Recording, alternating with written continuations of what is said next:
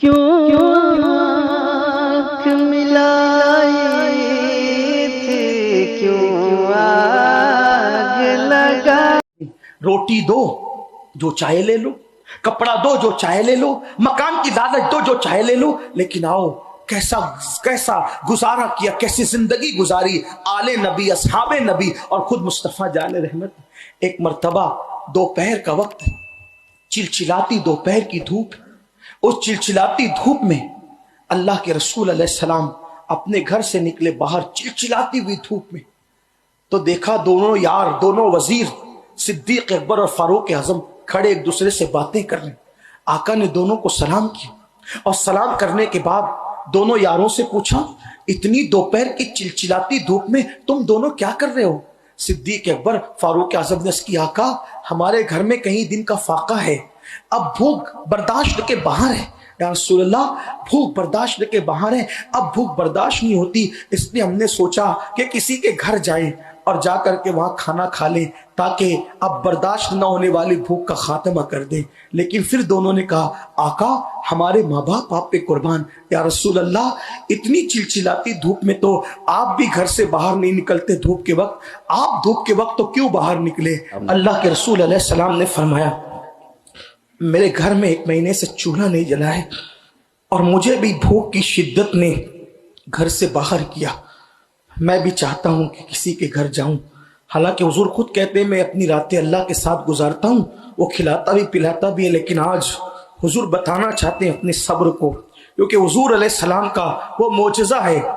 اور یہ تعلیم امت کے لیے ہے۔ کسی کے گھر میں بھی جانے کے لیے نکلا تھا کہ کسی کے گھر جا کے کچھ کھاؤں گا، دونوں یاروں کو ساتھ لیا، ایک صحابی کے گھر گئے، جب وہاں پہنچے ان کو پتا چلا کہ آقا آئے ہیں، تو میرے آقا علیہ السلام کو انہوں نے طرح طرح کی کھجوریں سجا دی، اس کی آقا ایک بکری کا بچہ گھر میں ہے، میں اس کو ذبح کر کے کھانا بنواتا ہوں۔ میرے آقا علیہ السلام اتنا نوش فرما لیں، آپ کھجوریں نوش جان فرمائیں، میں بکری کا بچہ ذبح کرتا ہوں۔ بکری ذبح کی اور بکری ذبح کر کے کھانا تیار کیا، اور بکری کا گوشت کا سالن اور روٹی، اس کو سید الطعام کہا گیا ہے، کھانوں کا سردار ہے۔ یہاں میں اپنے ان بھائیوں سے کہتا ہوں جو 3 بار پیٹ بھر کے کھاتے ہیں، 5 بار کھاتے ہیں، 2 ٹائم ناشتہ کرتے ہیں اور اللہ کے نبی کا دل دکھاتے ہیں گناہ کر کے، وہ تصور کریں میرے نبی نے اس دین کو ہمارے گھر تک پہنچانے کے لیے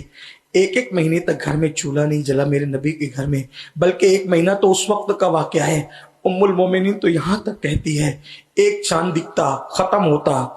حضور کے گھر میں چولہا نہیں جلتا، دوسرا چاند دکھتا وہ بھی ختم ہوتا، حضور کے گھر میں چولہا نہیں جلتا، تیسرا چاند دکھ کر وہ بھی ختم ہو جاتا،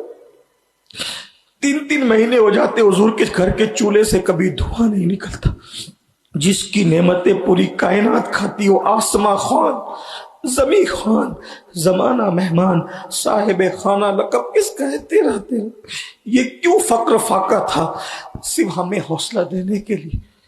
ہماری غریب بیٹیوں کو حوصلہ دینے کے لیے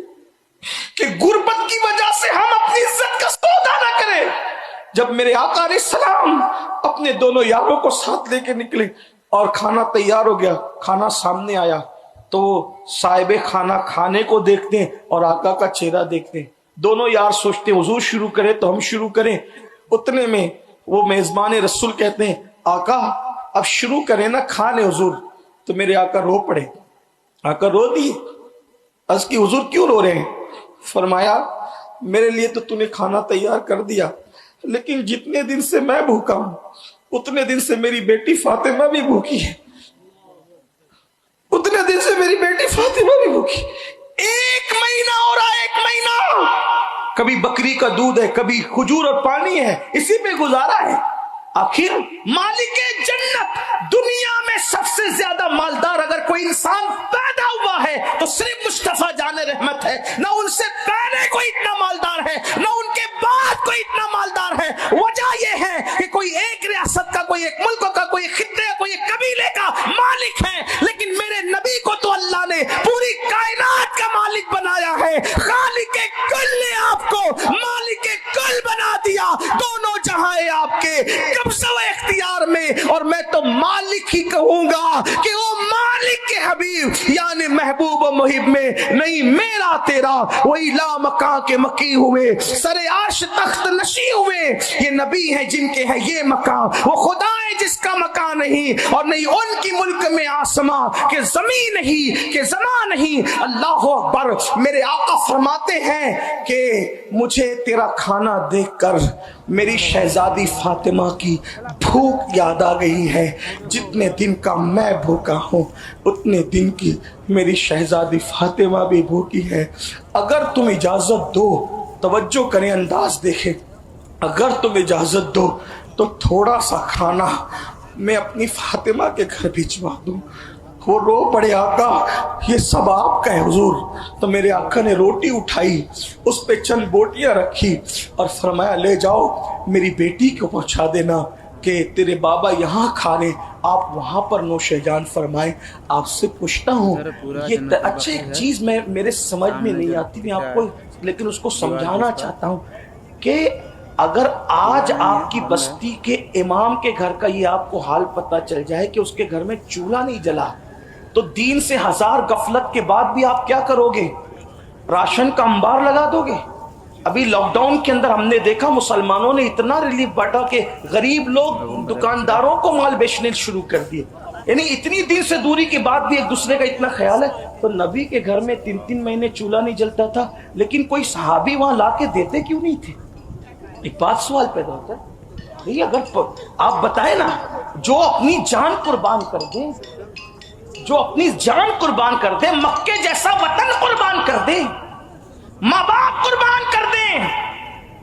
रिश्तेदारियां कुर्बान कर दे, फिर वो हुजूर के घर ला के देते क्यों नहीं थे? पता है, फाके होते थे मगर इतनी राजदारी से होते थे कि फाका नबी के घर में हो रहा है, सिद्दीक अकबर को खबर नहीं है। इतनी राजदारी से आप तवज्जो फरमाएं। वजह ये सब बातें तो बाद में पता चली, कहीं जाहिर की गई, बल्कि सबसे ज्यादा बातें उम्मुल मोमिनीन ने बताई।